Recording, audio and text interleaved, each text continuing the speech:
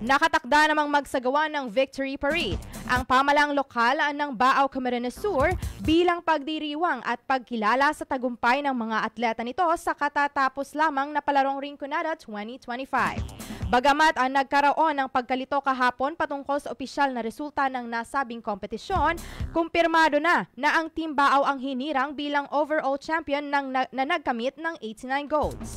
Ito ay pinatotohanan din mismo ni District Supervisor Dr. Annabel Mota ng DepEd Baaw kung saan aniyay ang opisyal na resulta ay pirmado na ng mga miyembro ng Clerk of Course. Kaugnay ng tagumpay sa palaro, inanunsyo din ito ang plano ng alkalde ng bayan na magtakda ng schedule ng parada para sa mga atleta na aniyay posibleng ganapin ang ngayong darating na Biyernes. Pakinggan natin ang parte ng pahayag ni Dr. Annabel Mota.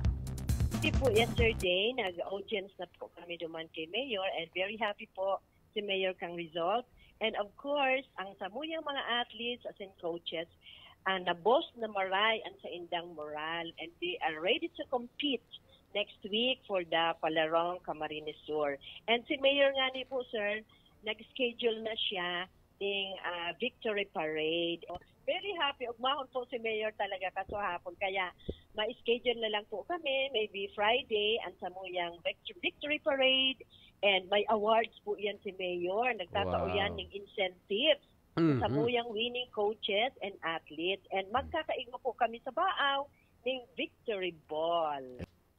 Samantala, handa na rin umano ang Team Baaw na muling sumabak sa darating na Palarong Kamsur kung saan makakalaban ng grupo ang iba pang atleta sa iba't ibang panig naman ng probinsya.